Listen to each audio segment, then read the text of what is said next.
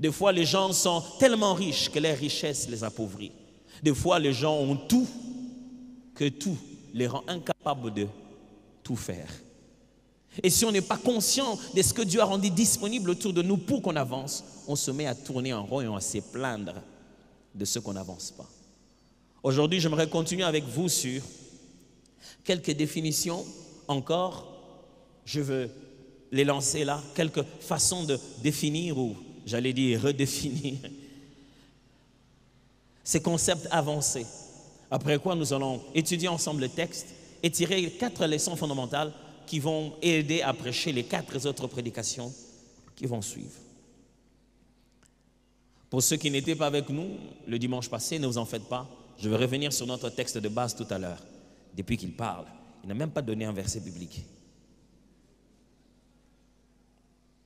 Que veut dire avancer? Avancer, c'est identifier la finalité et engager les efforts vers elle.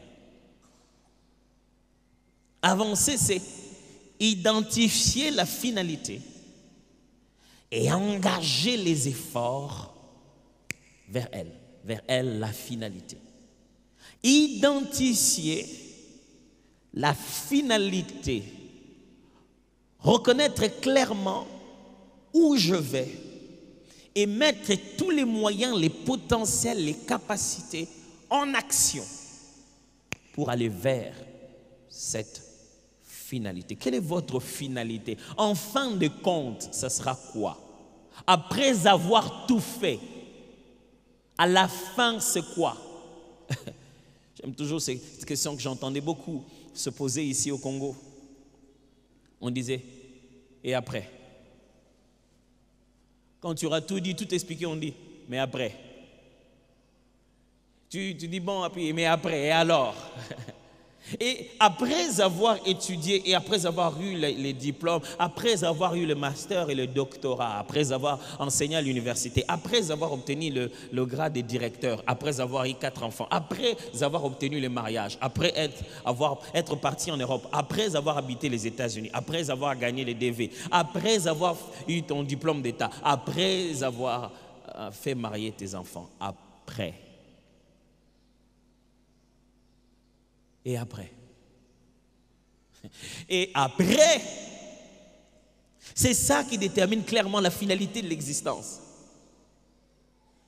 Sinon, ce qui devait se faire, c'est que le jour où tu te maries, allez, point, tu appuies, j'ai atteint mon objectif, c'est fini, je meurs. Si vraiment le mariage n'était que l'objectif, après, tu n'as plus de raison de rester sur la terre. Et moi, je n'ai pas envie de t'épouser, tu vas mourir à la maison.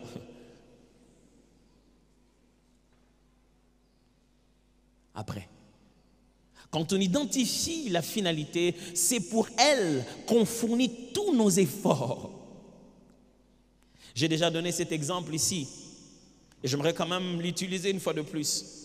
Ici à Kinshasa, nous avons cette habitude de bus en commun. Ce n'est pas tous les jours que vous rencontrez un bus où il est déjà écrit dessus la destination. Un bus où il est déjà écrit Zando. Quelques bus sont comme ça, mais surtout pas les 207.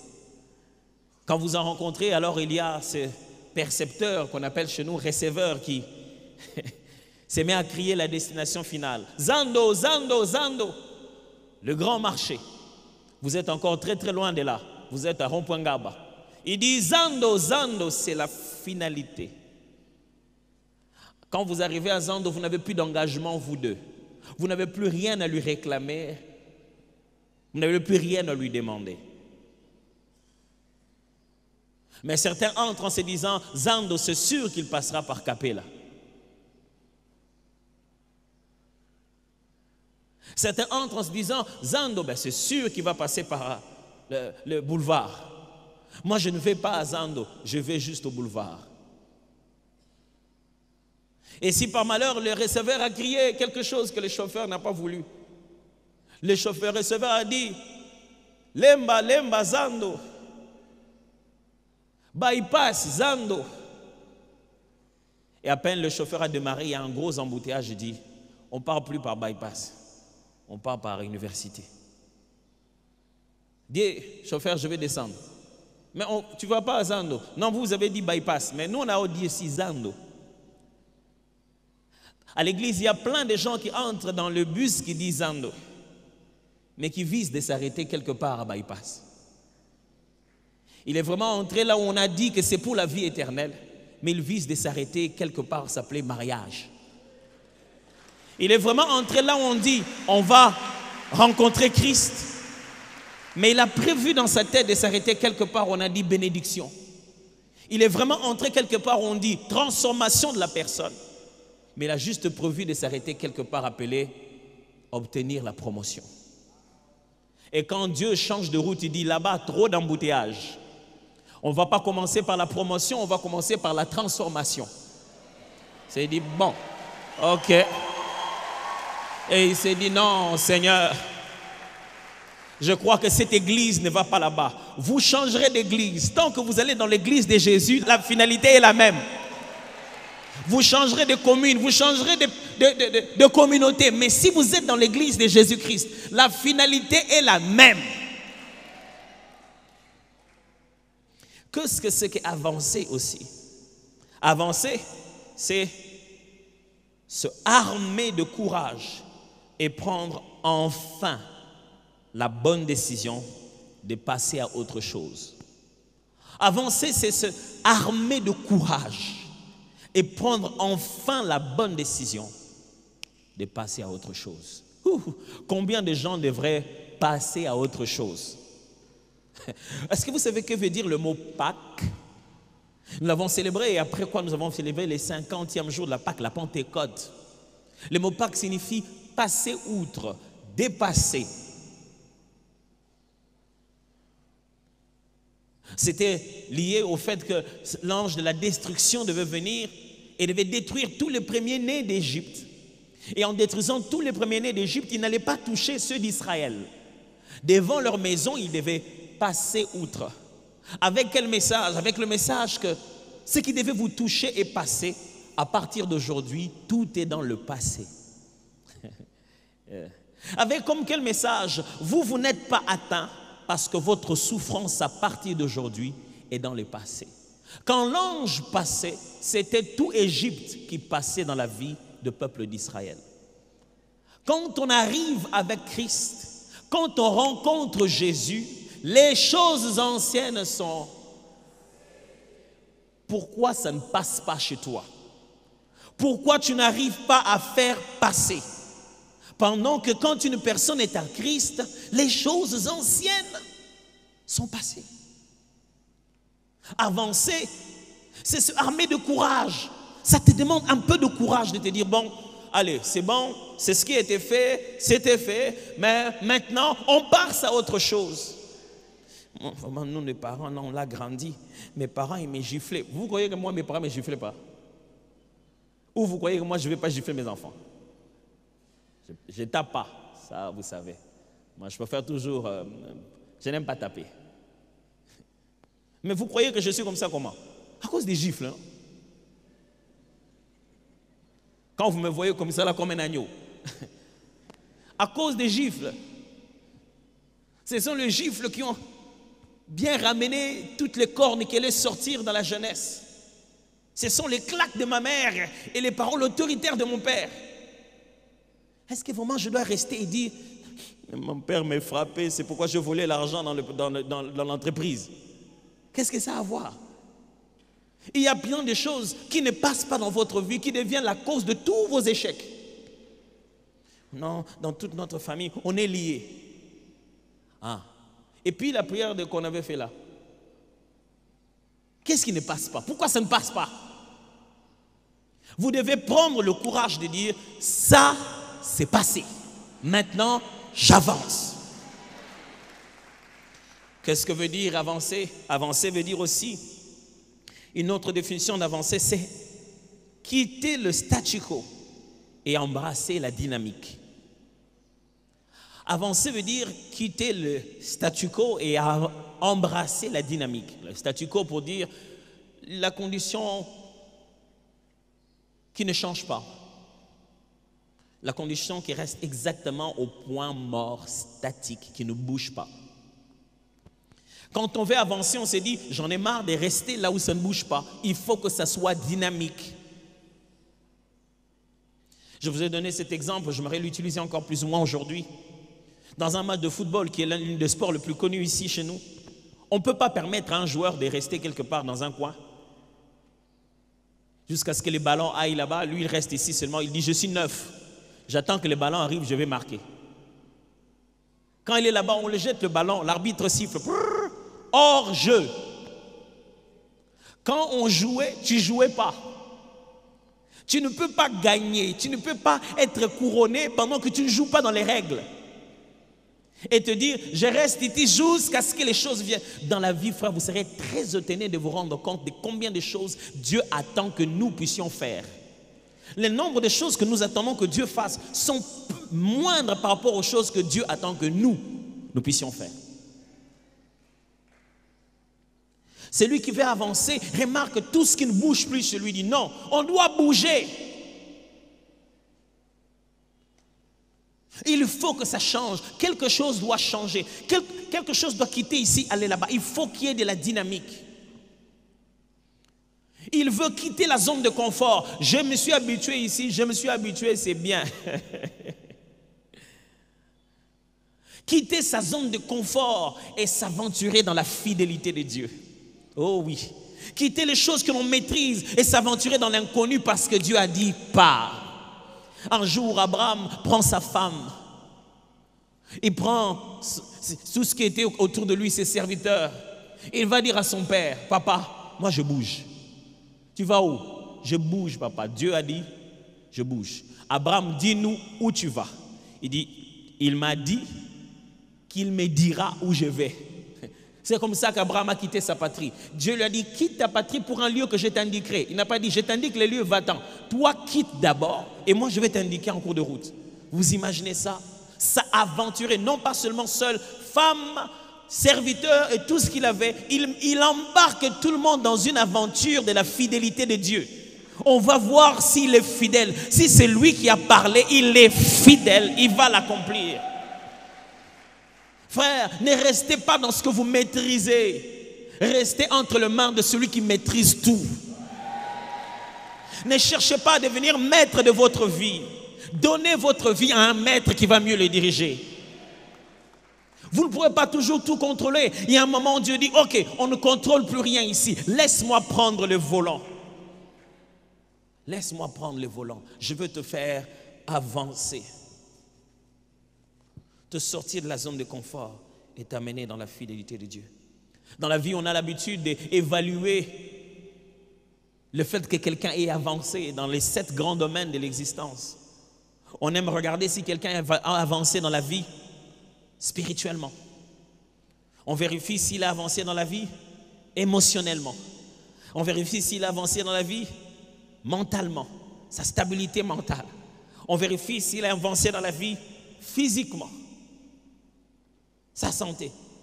On vérifie si quelqu'un a avancé dans la vie relationnellement, les gens qu'il a, les relations stables qu'il établit. On vérifie si quelqu'un a avancé dans la vie professionnellement ou est entré à sa vocation. Qu'est-ce qu'il fait dans la vie? On vérifie si quelqu'un a avancé financièrement. Qu'est-ce qu'il obtient? Qu'est-ce qu'il a maintenant? Comment il gère ses finances? Notre texte était dans Actes des Apôtres, chapitre 1. Nous avons lu du verset 14 au verset 26 et nous avons entamé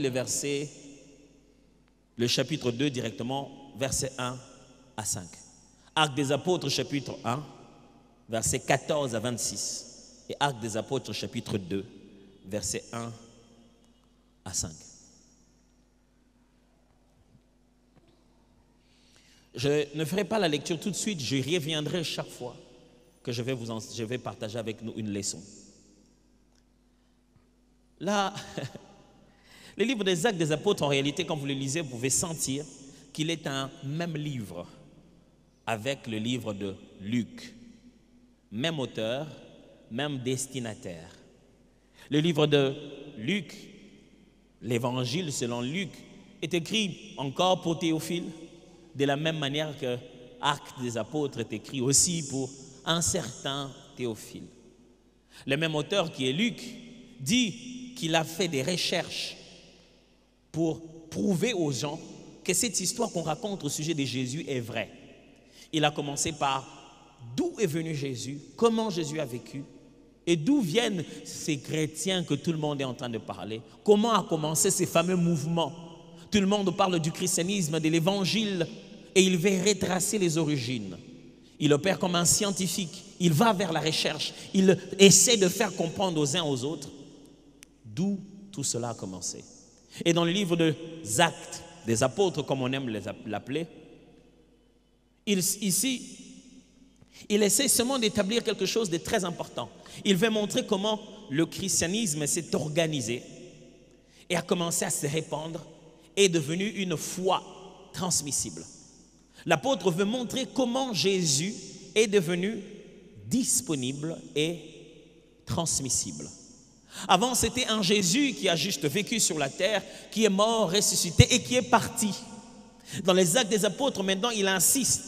Le Jésus qui est parti est pourtant disponible et transmissible. Jésus est toujours là. Il commence les Actes des apôtres, il insiste. Quand les gens ont vu ce qui se passe, il dit qu'est-ce qui se passe? Les apôtres expliquent et disent Jésus qui était mort, il est ressuscité. C'est lui qui est en train de répandre son esprit dans ses disciples que vous voyez. Dans les livres des Actes des apôtres, Luc démontre que Jésus est disponible à travers tous ceux qui croient en lui.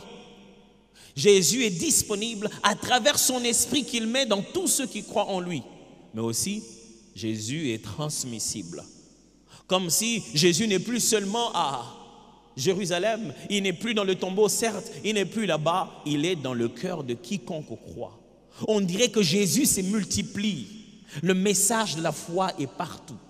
Et les messages de la foi s'organisent. Ceux qui n'étaient que des disciples avec leur maître dans un bateau commencent à se rencontrer dans une chambre haute, créer des cellules, faire des débats dans les grandes arènes, et se présenter devant les chefs, avoir des missions, avoir une confrérie, faire des collectes, ramasser des offrandes, aider les veuves. Une organisation est en train de se bâtir. Les actes des apôtres, certains préfèrent appeler cela les actes du Saint-Esprit. On voit plus l'Esprit agir que les apôtres. On aime bien appeler ça les actes des apôtres parce qu'on voit particulièrement chaque apôtre entrer en scène, apporter un plus dans l'avancement de l'évangile. On voit les apôtres ensemble en train d'avoir peur. Les premiers actes avec Jean et Pierre, le premier miracle. On voit le ministère de Pierre qui est allé évangéliser les premiers païens dans la maison de Corneille. Et puis on voit un cheval non partant appelé Paul qui entre en scène. Et lui qui embarque de noms qu'on ne connaissait pas avant, Silas, Barnabas. On les voit en mouvement à gauche et à droite. On voit surtout le Saint-Esprit en train de faire des choses à travers eux. Parce qu'avant que le Saint-Esprit ne vienne sur eux,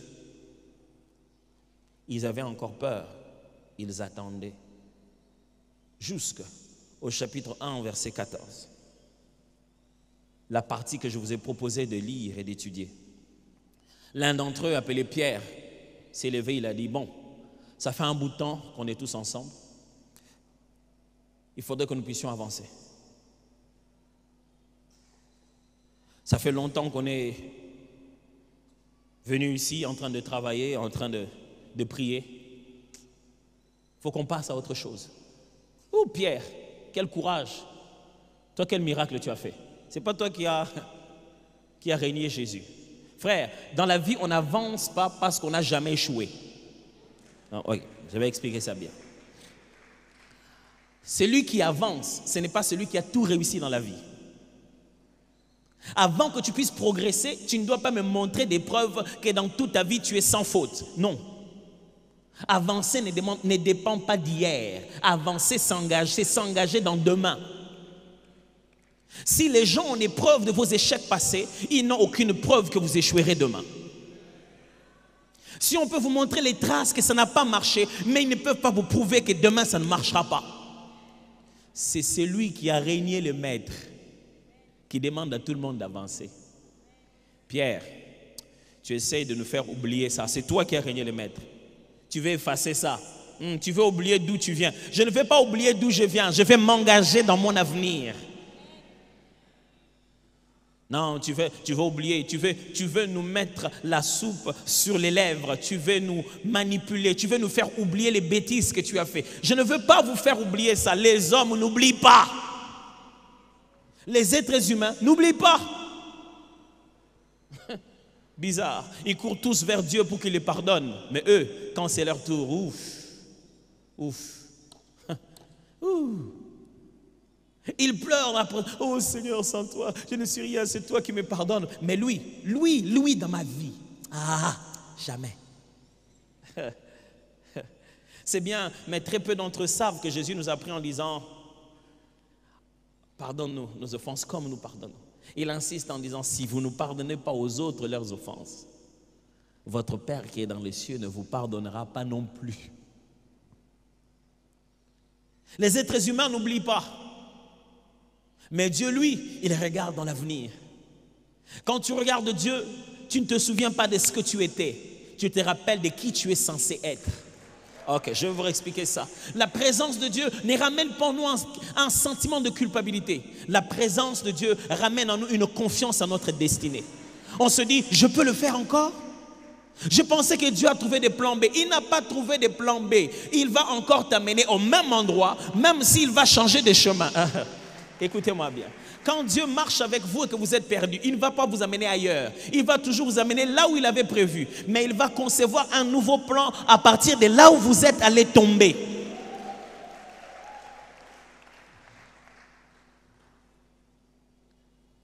Si vous êtes allé tomber, vous avez chuté quelque part, vous n'avez plus vos jambes pour marcher. Alors vous qui deviez courir une course, il vous fera mettre dans un avion. Il vous changera de moyens de transport, mais il ne vous changera pas la destination quand vous lui faites confiance. Et c'est celui qui avait échoué. C'est celui qui avait régné le maître. Ce n'était pas un secret, tout le monde a entendu le coq chanter. Est-ce qu'on a déjà chanté pour montrer combien tu as commis des erreurs? Vous savez, de nos jours, ce ne sont pas des animaux qui chantent, ce sont des hommes coqs, qui chantent pour nous. Cocorico, elle est tombée grosse avant le mariage. Si je suis tombée grosse avant le mariage, cet enfant qui vient de naître n'a pas de destinée. Je dois l'amener dans une école pauvre, bizarre, parce que je n'ai pas pu respecter quelque chose. Il doit être tout le temps en train de tomber malade. Il faut qu'il meure, il disparaisse pour que je reprenne la vie à zéro.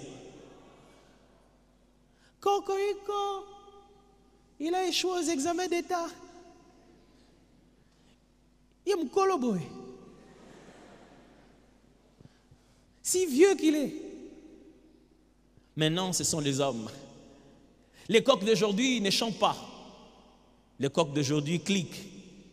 Ils s'envoient ça par WhatsApp. C'est drôle de voir que les gens prennent des histoires qui leur sont personnelles. Ils enlèvent juste le nom de la personne et ils envoient. Un homme était quelque part. Il raconte l'histoire de sa sœur. Je ne sais pas pourquoi les gens pensent que plus tu as des likes, plus la situation va changer. Il faut que tout le monde le sache. Il frappe sa femme.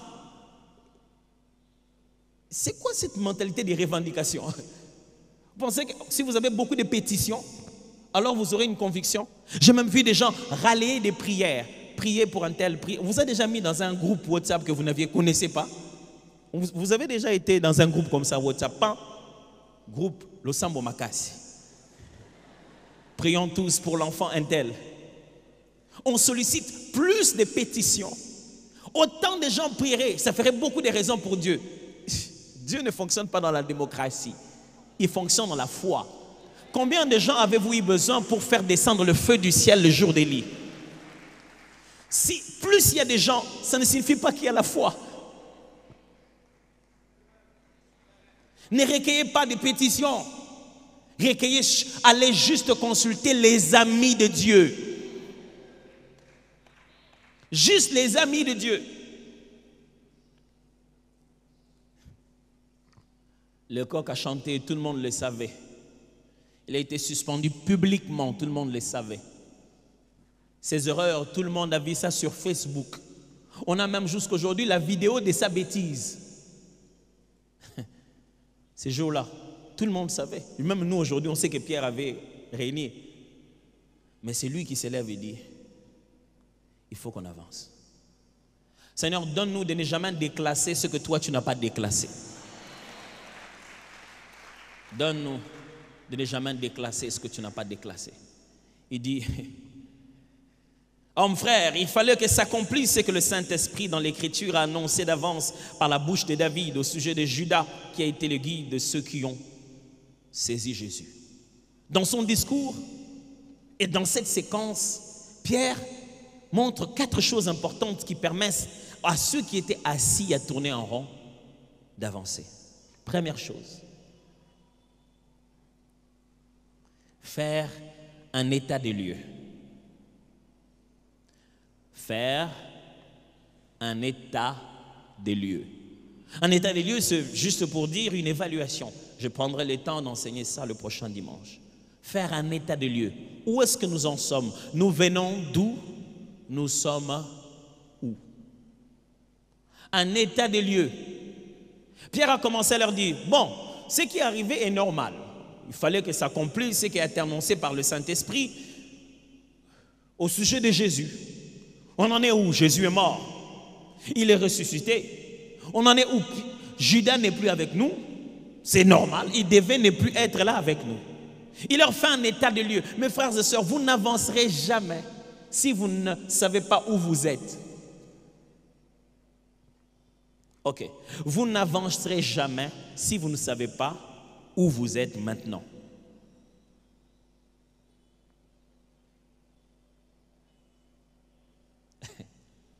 Ça vous est déjà arrivé de parquer une voiture par l'arrière et que vous ne voyez pas bien? Vous savez, il y a des fois des gens qui vous aident. Dis avancez, avancez. Il fait des signes. Si vous lui faites confiance, c'est bien. Mais vous saurez que vous avez cogné quand il va dire « Hé, hé !» Un jour, un ami m'aidait à parquer, il m'a dit « Viens, viens, t'en fais pas. Quand tu vas cogner, je te dirai. » Est-ce que tu es là pour que quand je cogne, tu me dises ou pour que je ne cogne pas? J'en suis où? À quelle distance je suis? Mes frères, certains miroirs vous donnent l'impression que les choses sont loin pendant qu'elles sont proches. Certains miroirs vous donnent l'impression que les choses sont proches pendant qu'elles sont loin. Certains milieux où vous êtes vous donnent l'impression que vous avez du temps pendant que vous avez perdu du temps. Certains milieux où vous êtes vous donnent l'impression que vous n'avez pas le temps pendant que vous avez le temps. Si vous ne savez pas où vous êtes, vous ne pouvez pas savoir comment avancer. Pierre les a localisés théologiquement et chronologiquement. Il leur a dit, voilà, dans le plan de Dieu, nous sommes ici. Il fallait que s'accomplisse ce qui a été dit par le Saint-Esprit. Elle dit, regardez, l'Ancien Testament avait dit ceci, ce que nous vivons maintenant, nous ne sommes pas nulle part. Mon frère, ce n'est pas parce que rien ne marche que le plan de Dieu a arrêté de fonctionner. Non, jamais tu ne peux vivre la vie nulle part. Tu dois être quelque part. Localise-toi. Seigneur, quelqu'un s'est perdu. Il a besoin de se localiser. Tu es où? On prendra le temps d'en parler lors du prochain dimanche pour qu'on comprenne ensemble ce qui nous empêche d'avancer. Si tu te localises, tu vas te dire, oh ok, c'est ça qui m'empêche d'avancer. Deuxième des choses que Pierre leur montre, il leur place le sens de la vision. Avant, c'était un état de lieu. Deuxièmement, le sens de la vision.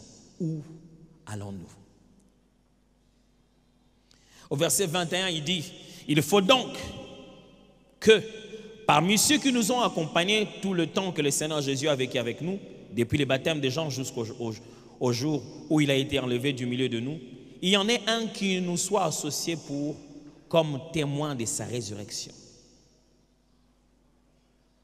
Ce n'est pas seulement qu'il est mort, il est ressuscité. Trouvez-nous quelqu'un parce qu'on a un avenir. Il nous avait demandé d'aller témoigner. Donnez-nous quelqu'un de plus, on ne va pas s'arrêter là. Remplacez-nous Judas parce que nous, on s'en va témoigner. Mes frères et sœurs, vous ne pouvez pas avancer si vous ne voyez rien dans votre avenir. Prenez les jeunes, donnez-leur 1 heure s'il faut, 30 minutes. Donnez-leur un papier et dites-leur où est-ce que vous vous voyez dans 5 ans. Demandez-leur d'écrire. 80% vont se dire, je me vois très loin. Ça, c'est l'expression de quelqu'un qui a perdu des directions. Tu te vois très loin où? Je me vois très loin en train d'accomplir les promesses de Dieu. Il dit, je me vois très loin, le Seigneur va accomplir de grandes choses à travers moi. C'est-à-dire que tu ne vas pas vivre le matin, tu ne te réveilles pas, dis, Seigneur, réveille-toi, accomplis des choses. Donc le matin, tu ne vas pas te laver, tu te dis, Seigneur, réveille-toi, accomplis des choses. Puis tu ne vas pas faire coiffer tes cheveux en disant, le Seigneur, réveille-toi, accomplis des choses. Non, je ne veux pas avoir un projet de 5 ans. Ma vie ne dépend pas de moi, elle dépend du Seigneur, alléluia.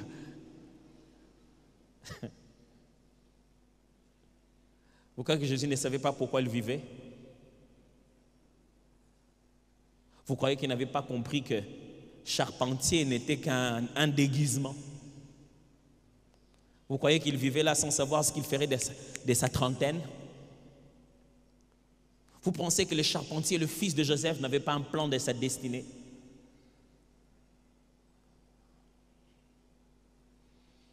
Le sens de la vision, vous allez où? Vous voyez quoi de votre avenir? Troisième des choses qu'il établit, la force de la décision. La force de la décision.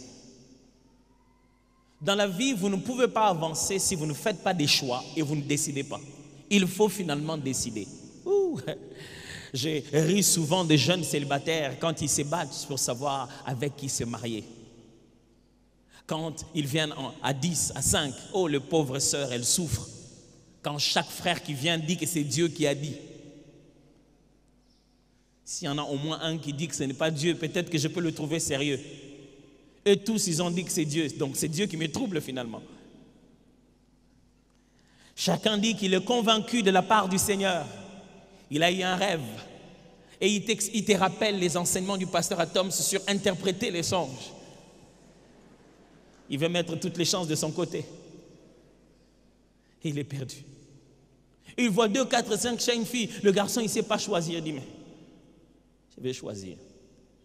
Il dit, quand on a prié avec le prophète, les choses qu'il m'a dit étaient dans telle tendance. Mais quand je priais avec le pasteur, les choses, je ne sais plus maintenant. Un jour, j'étais dans un groupe de prière. Quelqu'un m'a dit, non, c'est l'homme avec qui tu es, ce n'est pas lui. Mais quand il a décrit cet homme, ce n'était pas lui. Et puis quand j'étais allé dans un groupe de prière, quelqu'un a dit que vraiment, c'est mon temps de mariage. Je ne sais plus maintenant que Dieu ne va pas épouser quelqu'un à votre place.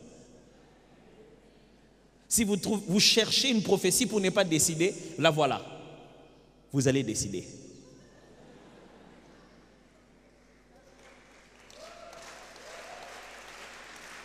Vous croyez que Dieu n'est pas suffisamment sage pour que vous veniez lui dire demain, Seigneur, ça c'est pas moi, c'est la femme que tu m'as donnée. Il connaît bien cette leçon. On lui a déjà dit une fois. Vous ne trouverez aucune tournure dans la vie pour que vous ne puissiez jamais sentir votre investissement dans la décision. Il faudra finalement décider. Pierre leur a dit, il faut qu'on décide. Il faut qu'on comble le trou. Et quatrièmement, enfin, Pierre et l'histoire de la Pentecôte enseignent une chose sur avancer. On a besoin de la puissance de Dieu. On a besoin de la puissance de Dieu. Ils ont ajouté quelqu'un, tout le monde est là. Il y a maintenant Matthias. Mais bon, venez, on va attendre. J'imagine Matthias qui devient apôtre, un nouveau titre. Ils ont fait la reconnaissance du ministère. Ils ont appelé l'RKDC. Les représentants légaux étaient là. Tapis rouge, on leur a imposé les mains. Ils ont chanté l'air.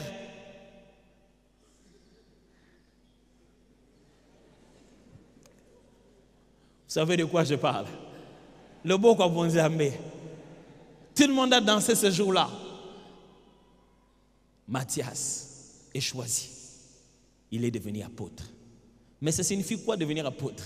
Ça signifie attendre. Papa, on attend le 50e jour. Moi, vous m'avez donné un apôtre et puis je suis là en train d'attendre. Oui, il faut attendre. Et la Bible dit le 50e jour, le jour de la Pentecôte. Là où ils étaient, l'endroit où ils étaient, s'est mis à trembler. L'apôtre Matthias était là aussi. Ça s'est mis à trembler. Le lieu où ils étaient, des langues semblables à des langues de feu sont descendues sur leur tête, y compris l'apôtre Matthias. Ils se mirent à parler en d'autres langues, y compris l'apôtre Matthias. Frères et sœurs, un titre n'est pas la vraie raison. Un titre est une opportunité de positionnement à la bénédiction. Ok, je vais vous expliquer ça. Quand Dieu vous donne un titre, une opportunité d'être quelqu'un dans la société, ce n'est pas la finalité. Il est juste en train de vous positionner pour recevoir la bénédiction. Chaque joueur dans un stade de football n'a pas les mêmes engagements à utiliser le ballon. Je sais pourquoi j'utilise le football beaucoup, ça entre plus facilement, surtout en cette période. La position qu'on te donne va déterminer ton utilisation du ballon. Combien de fois tu vas toucher le ballon? Quand Dieu te change de position, c'est qu'il est en train de te préparer à réceptionner la bénédiction autrement. Il y a des endroits où tu ne devais pas être. La position n'est pas la finalité en soi. Quand tu arrives à la position, dis-toi, ok, j'y suis maintenant, envoie les choses que tu veux envoyer, envoie les personnes que tu veux envoyer. Mais quand toi tu arrives, tu croises les bras, tu crois que tu es arrivé, les jours où on t'envoie le ballon, on a perdu.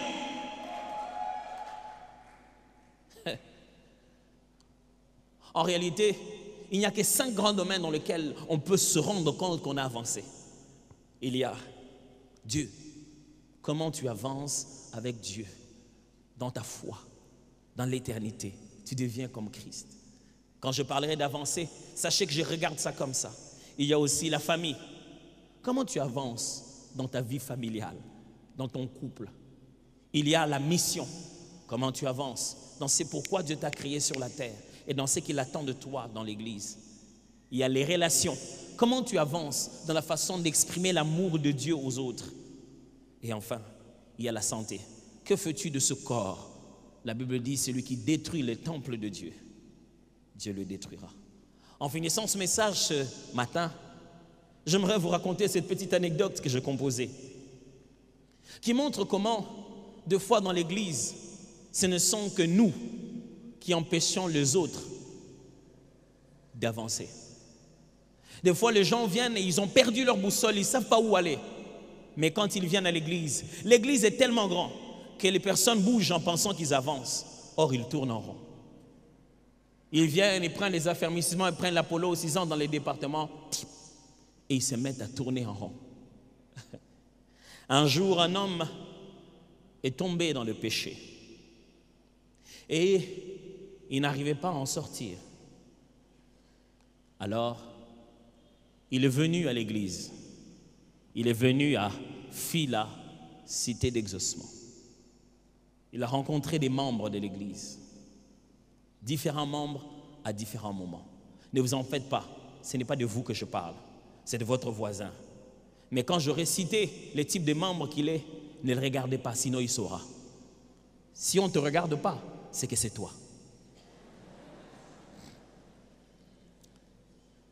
Il a rencontré un membre sentimental qui lui a dit « Ah, j'ai pitié de toi, je sens ta peine. » Il est venu avec ses péchés en disant « J'ai péché. » Il a rencontré un membre logique qui lui a dit « C'est normal de pécher. On n'est que des êtres humains. Tu n'es pas Dieu. Hein? » Il a rencontré un membre scientifique qui lui a dit « Tu penses seulement que tu as péché. C'est dans ta tête. » Il a rencontré un membre pharisien qui lui a dit « Celles de mauvaises personnes tombent dans le péché. » Il a rencontré un membre colporteur qui lui a dit « Raconte un peu tout dans les détails, dis-moi comment ça s'est passé. » Il a rencontré un membre fondamentaliste qui lui a dit « Tu mérites de tomber dans le péché avec les gens que tu fréquentes là. » Il a rencontré un membre de l'évangélisation qui lui a dit Si tu étais sauvé, tu ne tomberais pas dans le péché. Il a rencontré un membre de l'intercession qui lui a dit, malgré ta délivrance, mais tu es tombé encore dans le péché. Il a rencontré un membre prophétique qui lui a dit, déclare seulement que tu n'es plus dans le péché. Il a rencontré un membre réaliste qui lui a dit, waouh, c'est vraiment un péché, hein? Il a rencontré un membre de partenaire qui lui a dit, paye ta contribution malgré tes péchés. Il a rencontré un membre administratif qui lui a dit, qui t'a donné la permission de commettre ces péchés? Il a rencontré un membre dit simple, un membre simple. Et il ne lui a même pas parlé du péché, tellement qu'il évitait de s'engager. Il a rencontré un membre plaintif qui lui a dit, tu n'as encore rien vu, papa. Est-ce que tu sais ce qui m'arrive, c'est par quoi moi je passe? Il a rencontré un membre optimiste qui lui a dit, ah, tu as péché, mais tu sais, ça aurait pu être grave. Il a rencontré un membre pessimiste qui lui a dit, hé, maintenant que tu as commencé à pécher comme ça, c'est parti. Et il a rencontré Jésus. Jésus lui a pardonné, lui a lavé de ses péchés et lui a donné son esprit.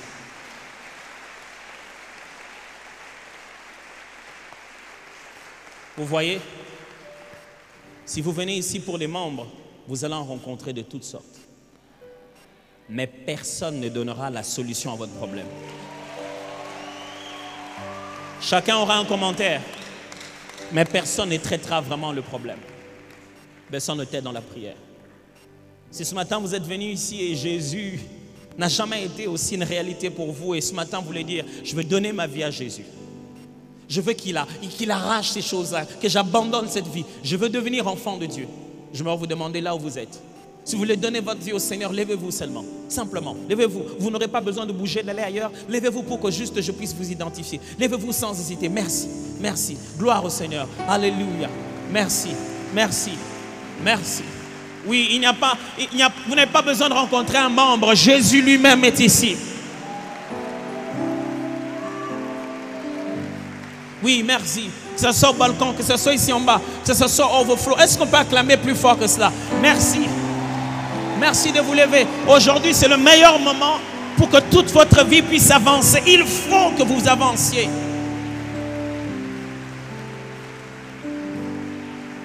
Je vais demander à vous tous qui vous êtes levés de prendre votre main droite, de la mettre sur votre cœur. Tout à l'heure, je vais vous guider dans la prière. Vous allez juste répéter ce que l'homme de Dieu sera en train de dire. Qu'il est l'expression, une façon de vous aider à faire cette prière.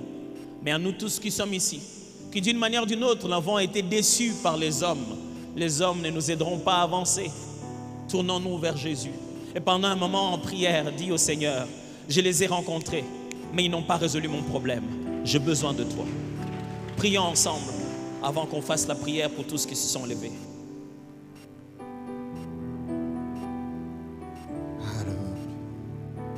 Je veux être comme Jésus.